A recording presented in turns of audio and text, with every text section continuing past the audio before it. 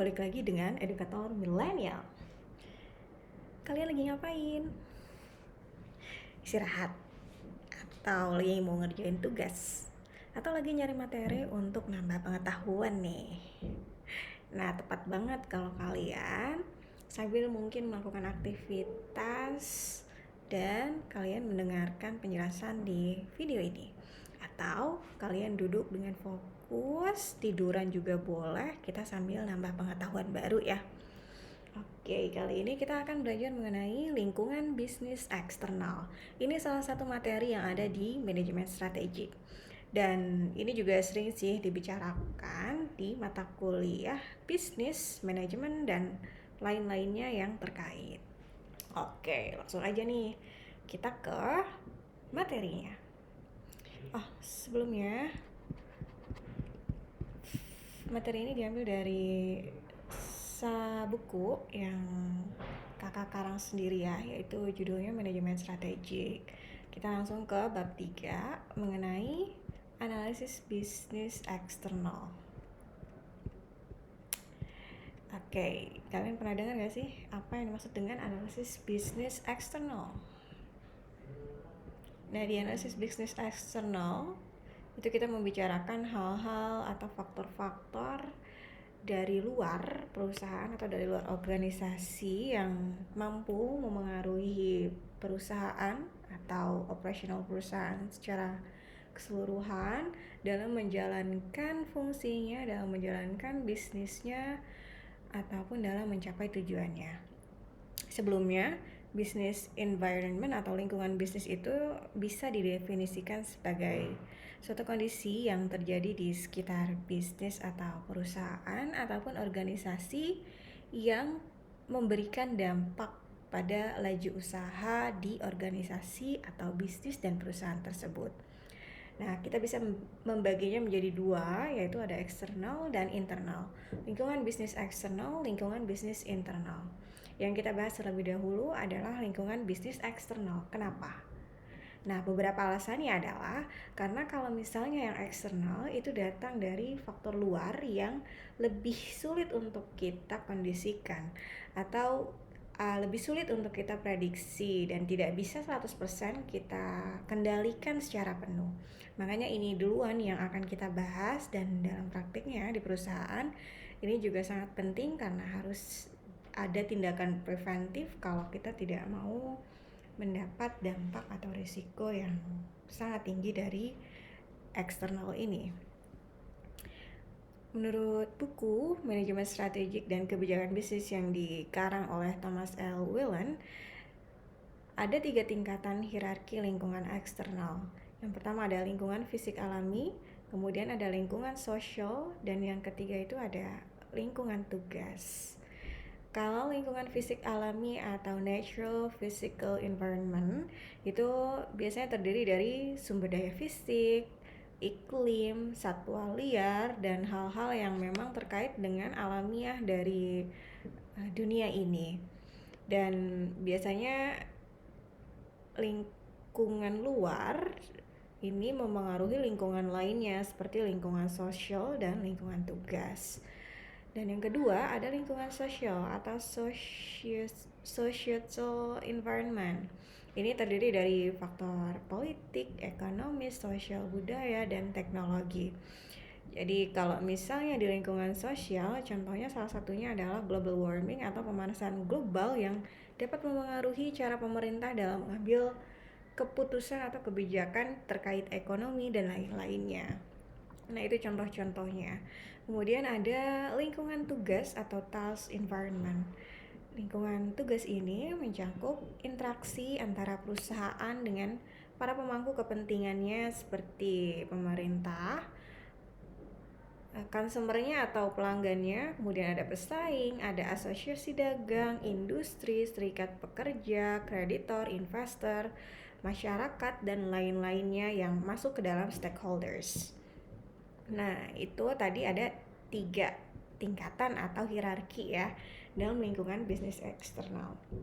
Kemudian yang menjadi pertanyaan selanjutnya adalah gimana sih caranya untuk kita melakukan sebuah analisis agar kita mampu memitigasi atau melakukan tindakan preventif ketika ada resiko yang muncul dari faktor eksternal, dan bisa kita membuat langkah-langkah atau opsi pilihan yang mendatangkan risiko yang paling minim untuk kita pilih bagi kebijakan selanjutnya.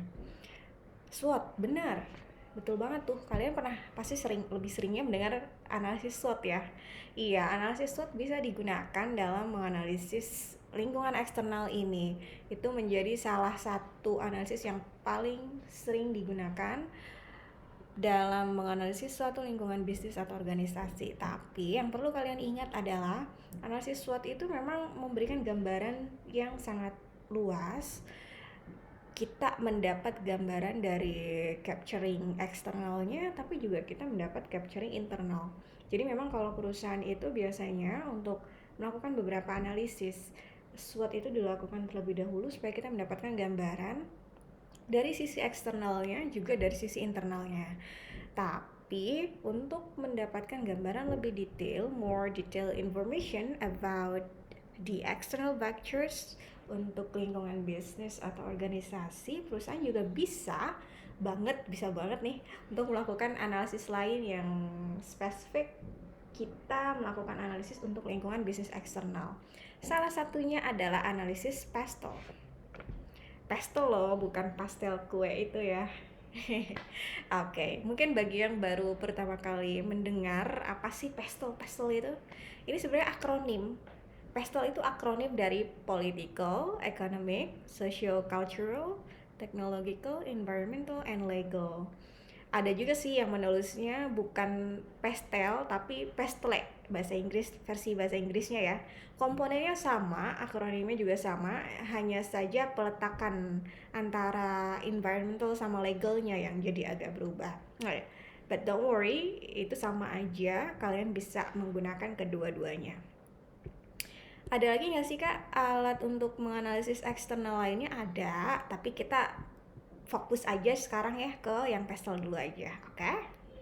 Nah, untuk analisis PESTEL itu memang biasa digunakan oleh sebuah organisasi atau bisnis untuk menganalisis faktor-faktor mana yang memengaruhi perusahaan dari sisi eksternalnya, dan nanti hasil dari analisisnya bisa digunakan sebagai salah satu pertimbangan ketika perusahaan menentukan suatu kebijakan setelahnya.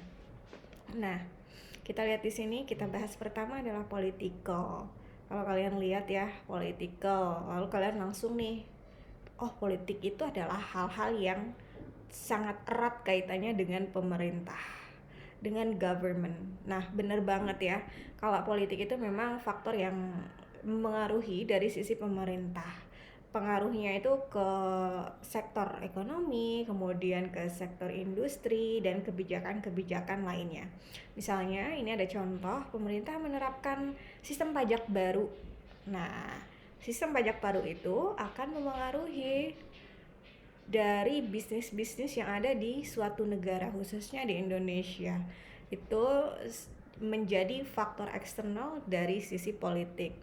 Hal lainnya selain pajak, misalnya ada aturan fiskal, kemudian ketika ada musim pemilihan presiden, itu juga memengaruhi bisnis ya dan organisasi, serta hal-hal lainnya yang terkait dengan politik.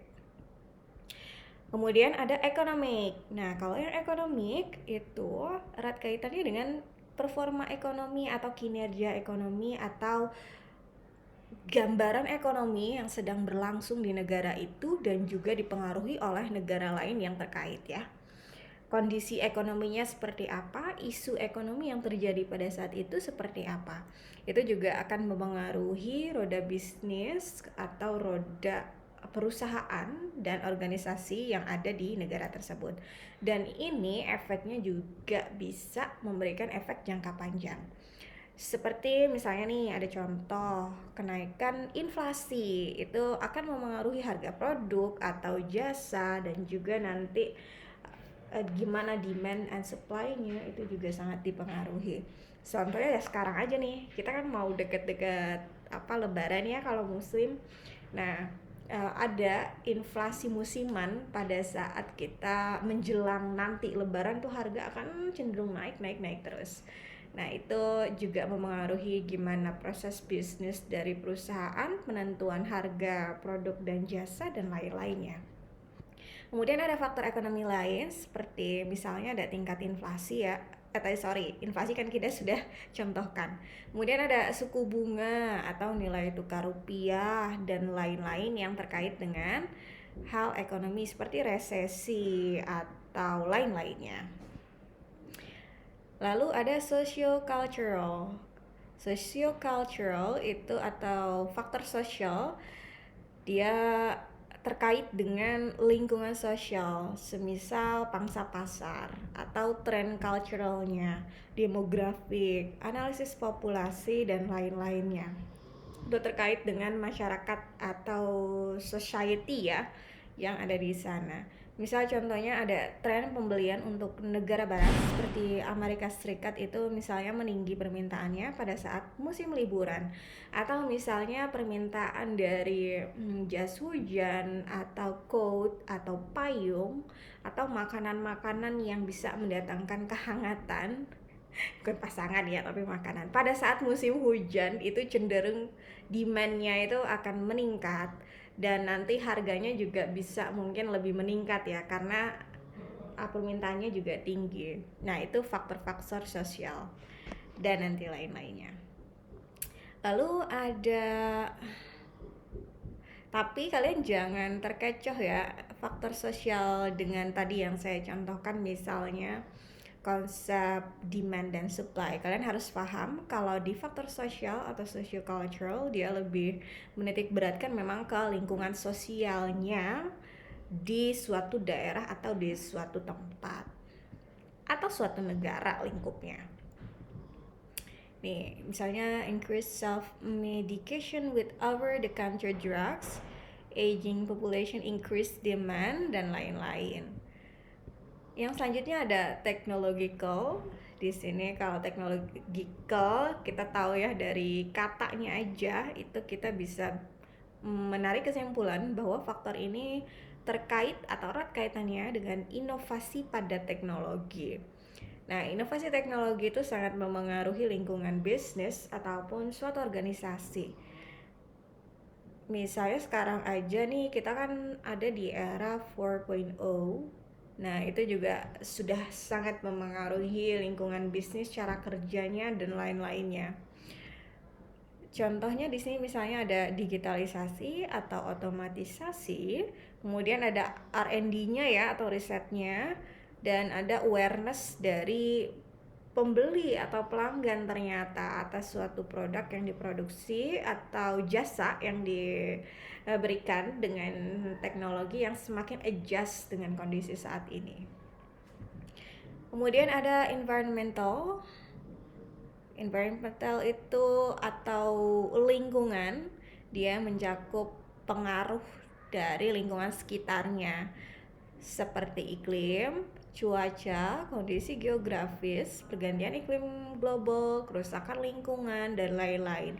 Ini tadi contoh yang pertama ya, kita lebih terkait dengan lingkungan alam atau kondisi fisik dari suatu daerah di mana bisnis atau organisasi itu beroperasi.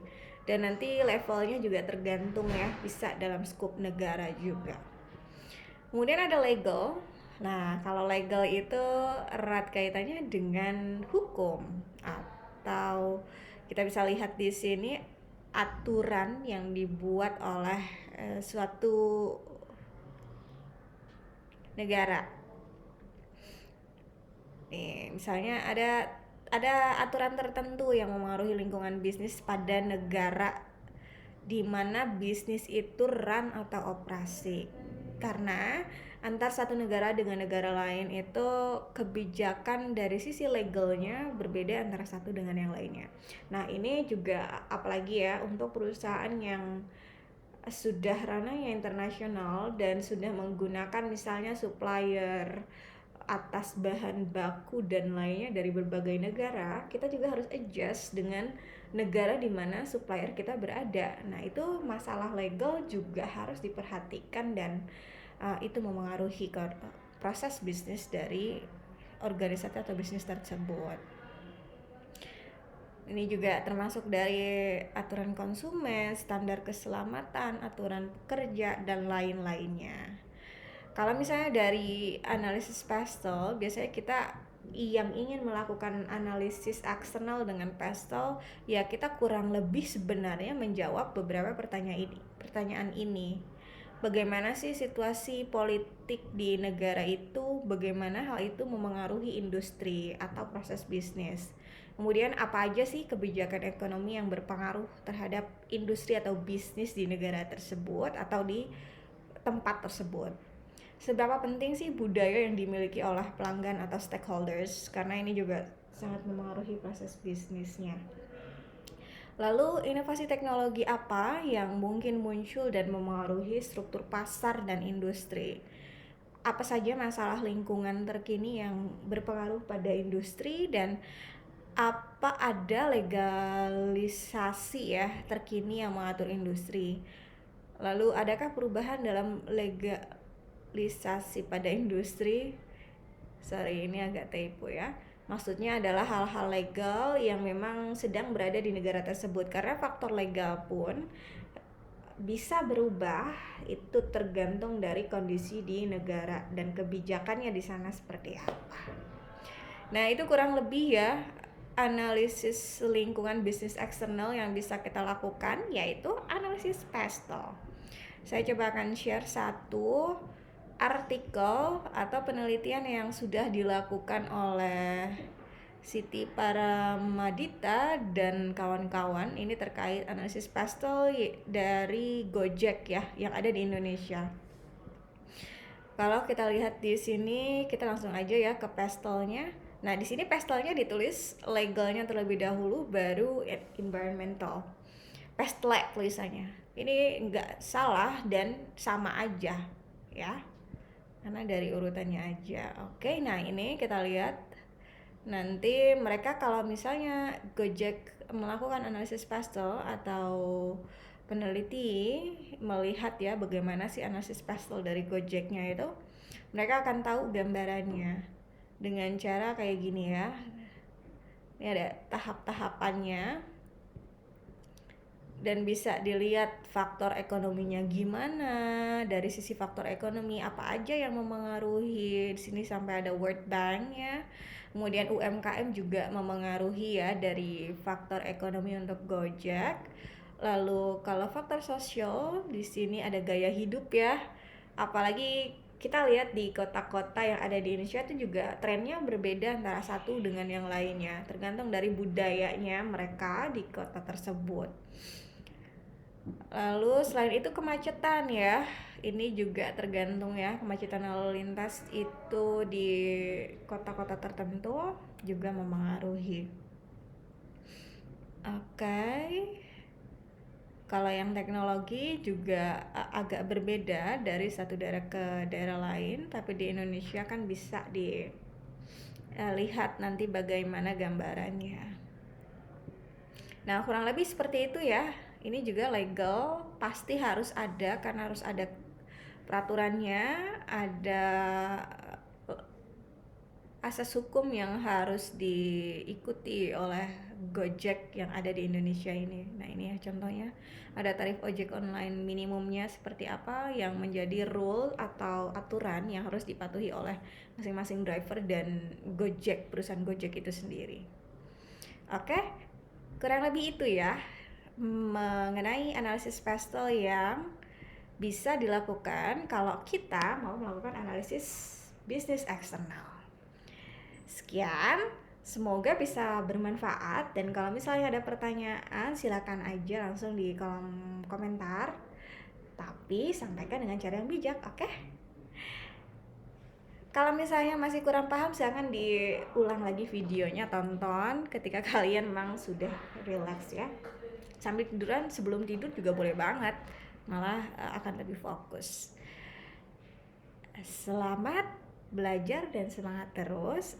Jangan lupa juga untuk selalu support channel ini ya, dengan like, subscribe juga bagi yang belum, dan komen untuk mungkin kalian mau request video apa atau tanya tentang apa. See ya.